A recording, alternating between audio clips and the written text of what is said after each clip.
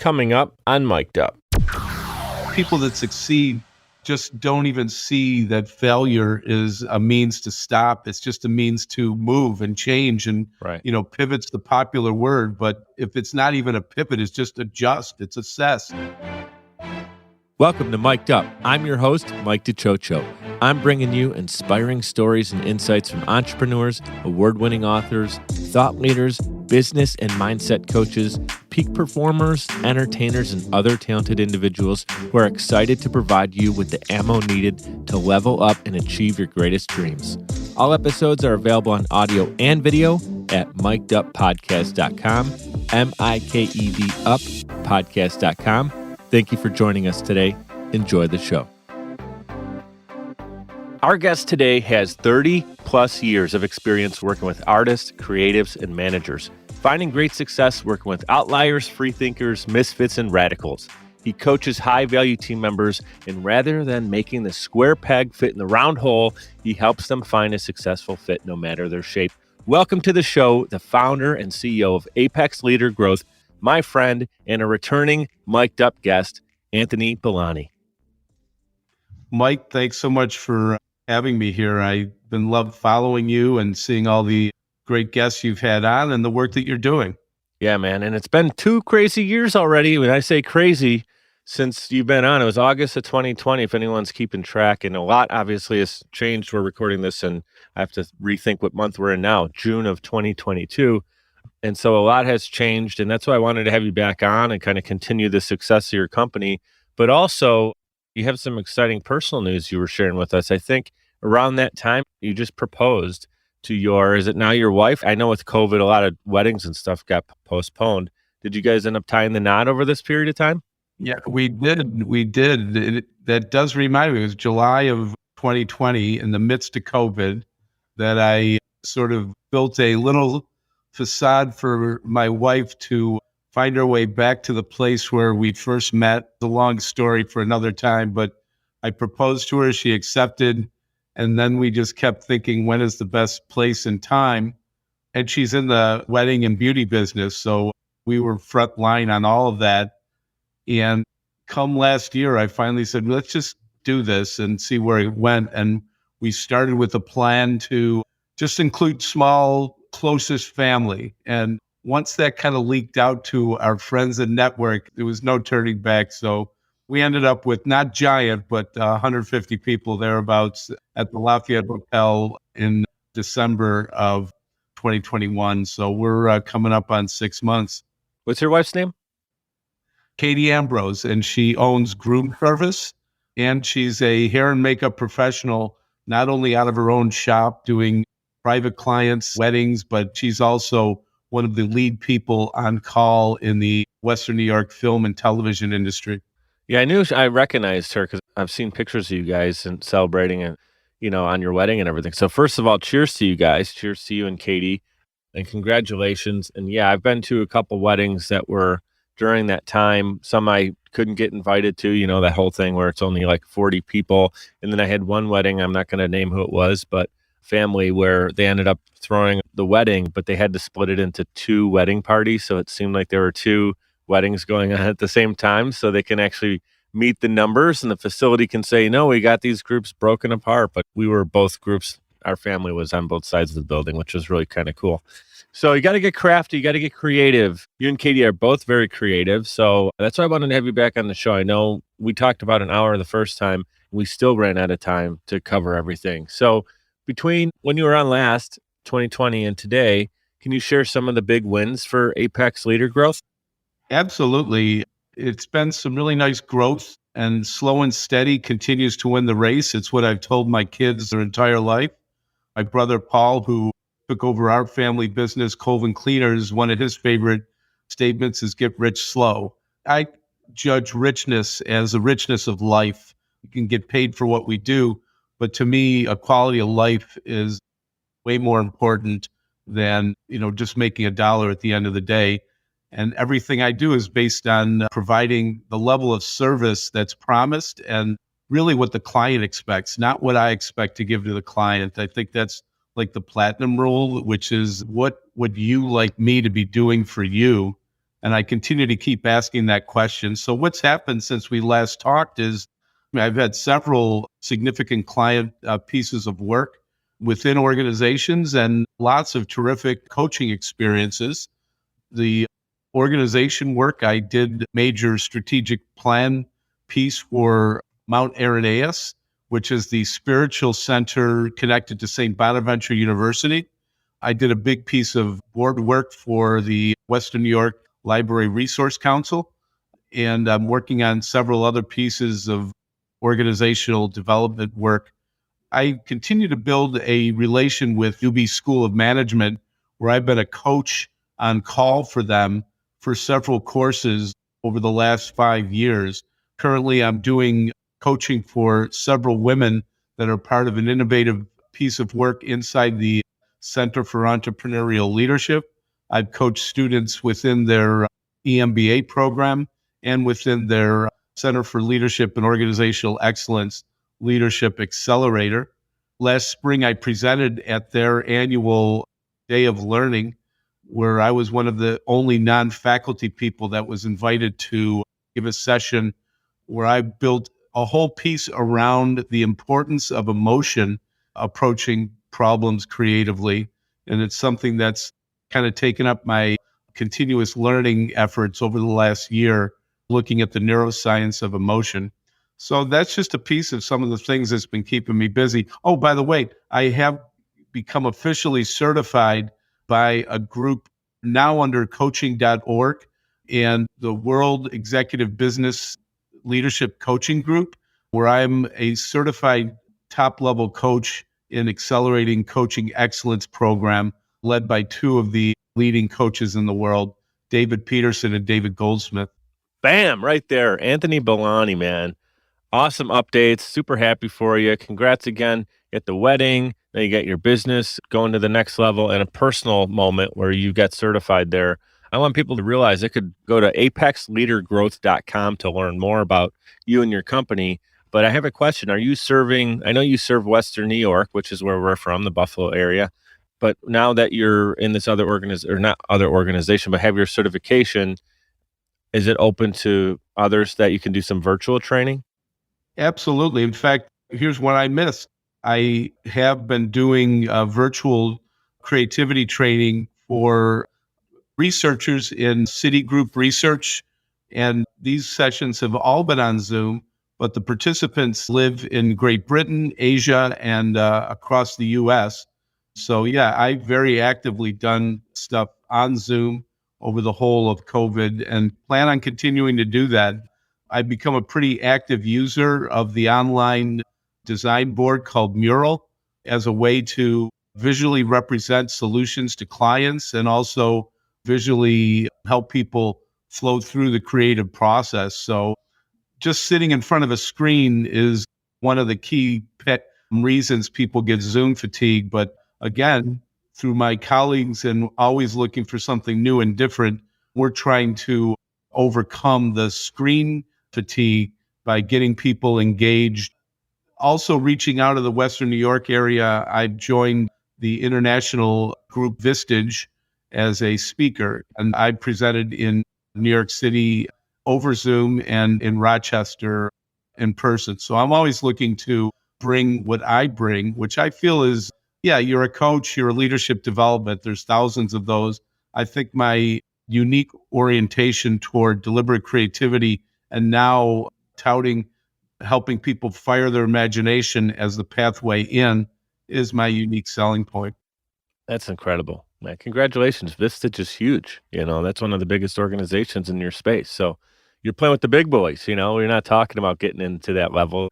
That's incredible. I know you're a humble guy. I could see you're fighting it right now. You're like, but hey, let me brag for you. How about we'll do it that way? We'll do it that way. You have my permission. Anthony, man, you've worked with Tobacco Free Western New York, right at Roswell Park. I know you work with them. UB School Management, I think you just mentioned again. M&T Bank, which is big out here. The Creative Education Foundation, right? Birchfield Penny Art Center, which a lot of people locally will know, and many others, right? So you've been working with some of these larger organizations. This is incredible. What I'd like to do is, you just talked about being creative again. And I think a lot of times we don't think of like leadership training and getting business coaching with creativity. Like I feel like there's a separate, like, hey, we could go play in the art room, we could go make music, we could be creative over here, and then we could be serious and work on our fundamentals for our business over here. And you're like, hey, see this wall right here? Gone, right? We're going to open it up so everybody gets to play together, because the creativity unlocks some of the greatest things in business, and the business strategies help take that creativity and put it in the right places. I don't want to speak for you, but can you speak how they blend together really well? Well, there's a third piece to it also, Mike, and let's bring in the word innovation as well.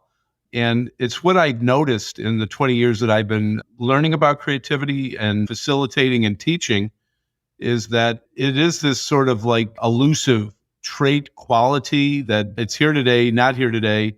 And the boss runs out of his office or her office and says, I need creativity now. Give me some ideas. Let's go. And everyone's like, the reality is, and this is something I ask in my sessions now, is who feels that they're a lot creative, a little creative, or not creative at all? And consistently, more than 70% say they're either a little or not creative at all. So then I started thinking, well, the founder of this whole process back in the 50s, Alex Osborne, his last book was called Applied Imagination. And I thought maybe there's something there. And I said, who's got an imagination? And you can imagine that always there's usually one person in the room who says, I don't have an imagination, but everyone else says, yeah, I have an imagination. I said, there's the book. So I now start talking about the concepts of imagination, creativity, and innovation. And they're not interchangeable words of the same thing. They're actually part of an equation. And the equation reads that imagination is the raw material. Picture someone invited you out for a weekend nature experience. It's the dead of winter. It's below zero. And you're the first to arrive at the cabin. And you walk in and this cabin is bone cold, freezing. What's the first thing you think you need? Tell me what you think. Yeah, fire, warmth, jackets. Warmth. Yeah, absolutely. So you spy, you flip a light on. They do have electricity, but little else. And you flip a light on, and in the corner is a pile of wood. Would you just light that pile of wood as it sits? No, you got to obviously find the right spot for it, and time and place is obviously plays into it. Perfect. So think of the wood as the raw material of imagination, but just left alone on its own, it's going to ignite and go in all different sorts of directions. So over to the left, you see a metal stove. Oh, I'll put the wood inside the stove, light the wood. Eventually, the stove gets hotter and hotter and hotter. And eventually, the cabin gets filled with heat. So basically, the wood, imagination is the raw material. The stove is the conductor, the process of creativity, and the heat is the output. The outcome is innovative output, innovative products, innovative processes, innovative ideas. But you need those two pieces, imagination feeding creativity, a creative process, which is what we've designed and developed at the school at Buffalo State College and is now used all over the world in several different methods and ways. In fact, the idea of design thinking is built on top of the very basic creativity process that was designed at Buffalo State College. I love that. I'm going to say that's a mic drop moment right there. I want people to go back, listen to it, because I love stories like that, because not only visually did you take us through that story, but you were able to make us understand some key concepts easily through that. So that's why I love the art of storytelling to teach. I love it. I always have learned in classes throughout my life with stories way more than just like learning things by rote for a test. I don't want us to overlook that. I think it's really cool. And the idea that you just talked about with obviously making fire, with having the, call it the ingredients, the wood is there, the stove is there, and the opportunity to make it connect, the three pieces come together is there. But I think what's really cool about innovation is like the first person who ever made that equation work, that was a brand new idea. Hey, we can put this fire in this container and it's going to help it. The fire is going to grow so much better. And someone in a different part of the world did it a little differently, right? And everybody like figures it out differently. So there's things that we're still learning, and that's what's exciting about the world today is like as technology changes as fast as it does, there's a lot of things happening for the first time. What's most interesting about this, Mike, is that the process happens organically all the time anyway. It's random. It's not what we call deliberate. That someone stumbles into something, they have the aha moment, and a new idea comes out. And another thing, just got finished teaching a course on entrepreneurship at Damon College. So that's one other small thing I did. What I learned really soaking up the reality of entrepreneurs is that most everyone that continues to succeed as an entrepreneur, and we were all just part of the freelance piece with our friend Marie, the people that succeed just don't even see that failure is a means to stop. It's just a means to move and change. And, pivot's the popular word, but if it's not even a pivot, it's just adjust, it's assess. It's that you're in the world to make something happen. If it's not this, it's going to be that. So the point I'm getting to is that my little metaphor about the fire and stove and heat is that people are making heat randomly and haphazardly, but in order to engage an entire organization to be deliberately creative and follow a process every time you need to, that takes discipline. That takes commitment from the top, and almost to the point where you said you knock the wall down. You have to keep it down and recognize that imagination inside a business organization is different. At the heart level, it's the same, but the mechanics of it are different of what you're going to be doing with imagination inside an organization than what an artist is going to do inside her studio or at her desk or at the theater. But the energy is still the same thing. You're doing things like observing things differently. You're breaking routines purposely just to break them so that you have more of a habit of breaking routines. Because this is what I also share now is a couple weeks ago or a couple months ago, the New York Times published a major piece, got a lot of traction when I posted it on LinkedIn, in that the article was, we have a problem with creativity. And the problem is, everyone, who wouldn't want creativity? Everyone answers the question that way, but in their minds and in their hearts going, I don't feel comfortable about this. I don't like what's going on. I don't know what to do. They're not comfortable with ambiguity. They're hard with change. And as much as you say defer judgment, we just can't completely get over the hump of completely deferring judgment. That's where a good facilitator comes in. But if an organization commits to this, which is what I would come in and help people change the culture. But again, it's got to be done commitment-wise all the way down the line, and agree to it, that it happens not just me showing up one afternoon for a fun creativity session. Okay, you're all creative now, wave the magic wand. No, it has to be done over weeks and months. Right. And then you leave and it's right back to where you found them. I say take your imagination to the gym. One session at the gym isn't going to make you Arnold Schwarzenegger. But a year at the gym, even 6 months at the gym, 2 to 3 times a week, is going to show a difference. And it's the same thing that if you practice some of the imagination techniques that I'm now suggesting people try, things will happen. Absolutely. 2 things that I thought of while you were unpacking all of that is, number one, the entrepreneur that doesn't allow a failure to be the reason that they're going to quit. It kind of reminds me of an airline, like an airplane pilot, right? So like they're going and they have their coordinates, just like an entrepreneur has the coordinates to where they believe they want to go and they know they want to go. And then different things happen, wind, thrust, all this stuff. I don't know. I'm not a pilot, but the course over time, it starts to get off course. They don't shut the whole thing down, go back to the beginning and start over. They make course corrections in the air. And that's very much what an entrepreneur has to do. Number 2 thing that I thought of is in innovation and creativity. We think of guys like Elon Musk. When I just produced at Social Chameleon, one of our clients interviewed David Anderman, who worked for both SpaceX and Lucasfilm. So you got George Lucas, you got Elon Musk he's working with, some of the most brilliant minds and creative minds, but also both in like the space exploration field, right? And then we think of Tesla. We think of these different guys, Benjamin Franklin. They're all creative innovators, but they also had, the smarts to back it up. They work just as hard. They have that craziness about them that they're going to get the thing done at a high level. So, as you're talking about creativity and innovation, it's not just this happy, oh, yeah, thanks, Anthony, you're making us fluff up and feel good. No, look at the brilliant minds, the Steve Jobs of the world. It's innovation, creativity, hard work, and they all, at many, many, many, many times, more than we even know about, had to course correct all the time. It's constant, right?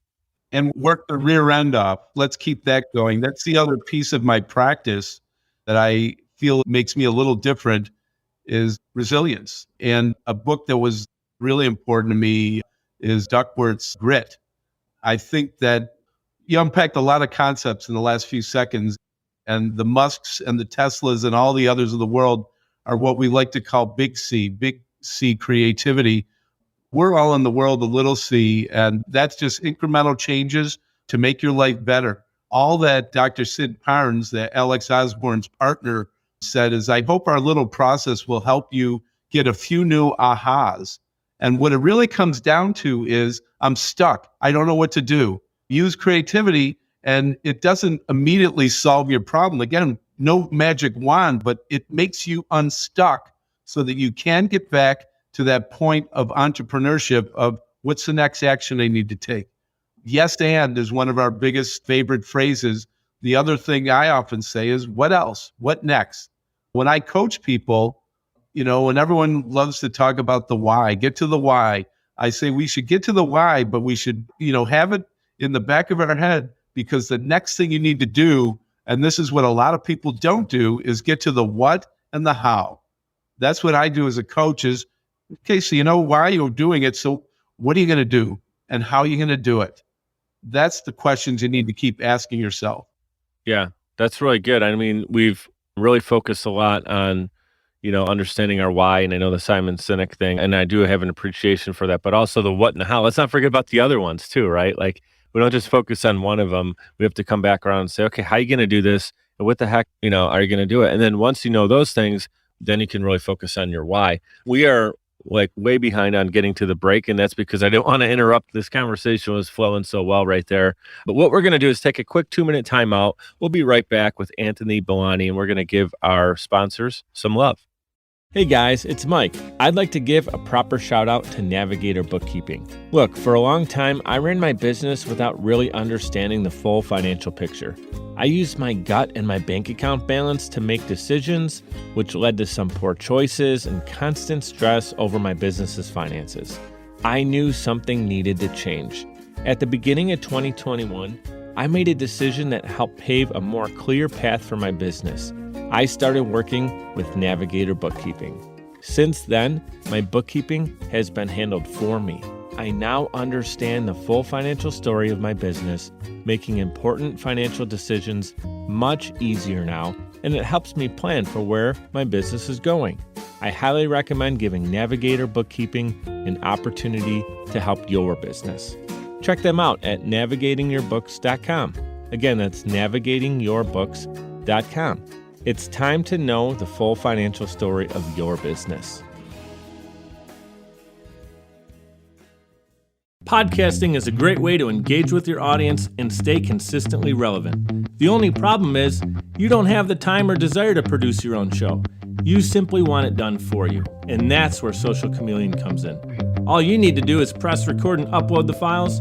We'll handle the rest. From planning, production, post-production, distribution, and digital marketing, we have you covered. We realize that times are tough and funds are tight, and Social Chameleon believes in building supportive business relationships.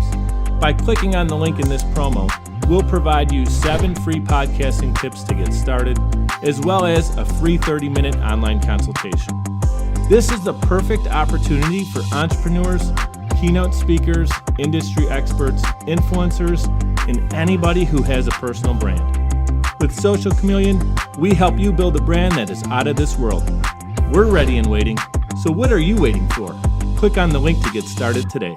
All right, we are back in action with Anthony Billoni, and you guys can connect with him directly on social media. I know he's very active on LinkedIn, so I'm going to have that linked in the show notes, making it clickable and easy to connect. Right before the break, we were talking about excellence. We were talking about innovation and creativity and how it kind of all ties together. So I'm going to put that question directly right to you. We're going to talk to you directly here, Anthony, with this one. So what keeps you inspired, and striving for excellence?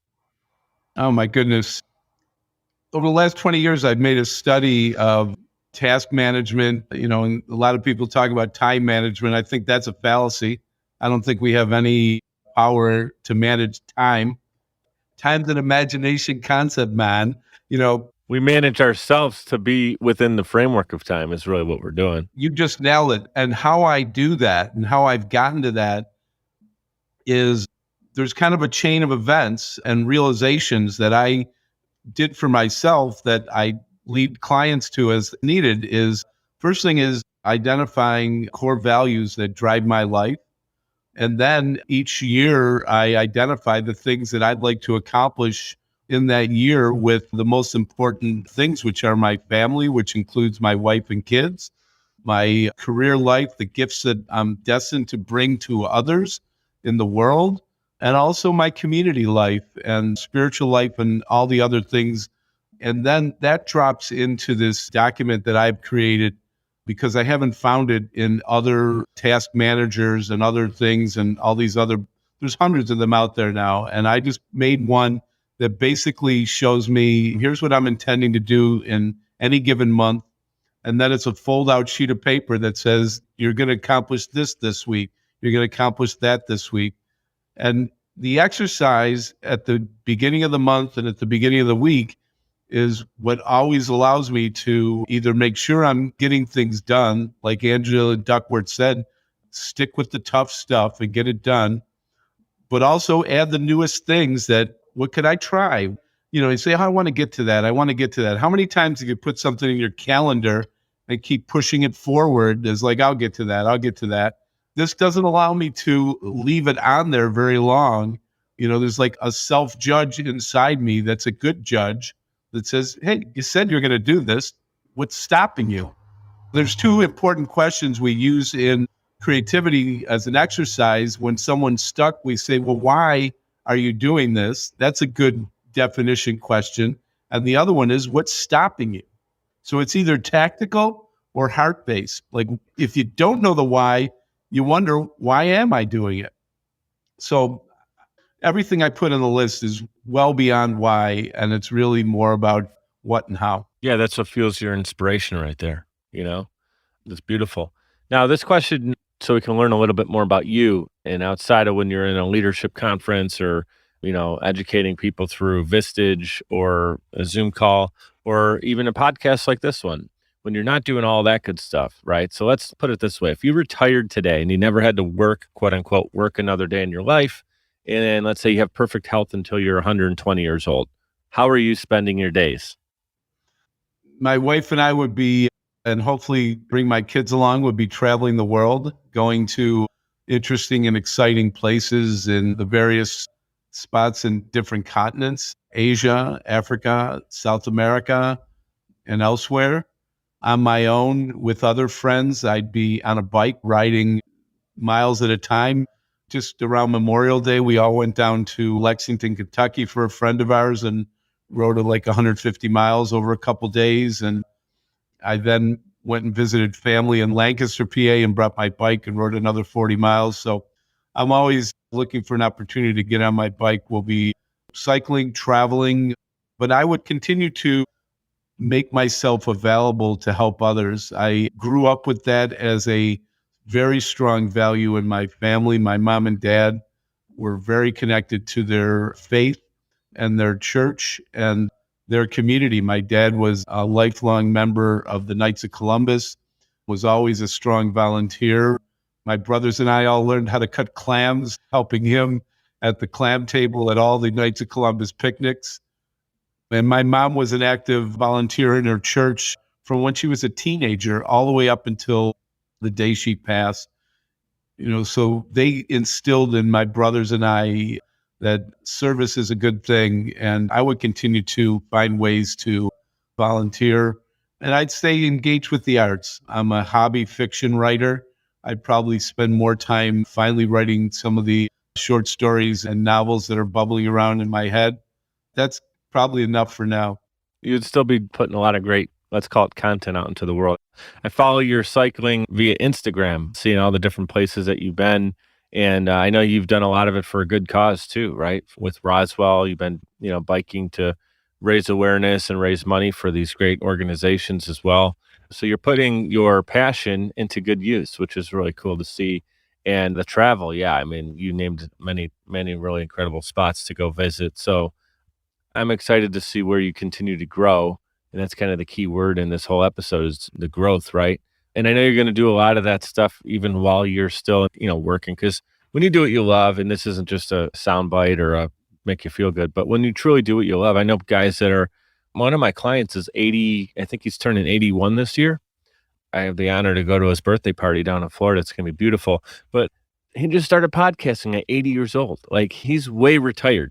He's had a very successful life many times over with multiple companies. And he's like, I still want to have fun. I want to bring these stories out and inspire the next generation or two generations, right? It's really cool. So we have our end date, but it doesn't mean that we have to stop 20 years before that, right?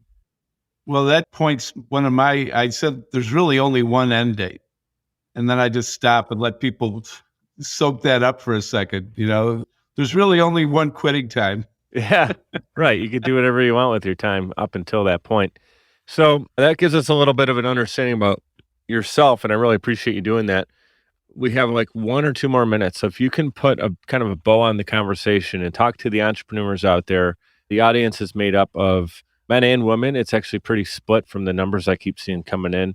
It's like that 25 to 45-year-old target. Not saying everybody is in that bracket, but kind of the younger entrepreneurial audience. The reason I'm doing the show is to give them information for my guests and myself that they can collectively put together and really rise up and unlock different layers to their personal growth and their business.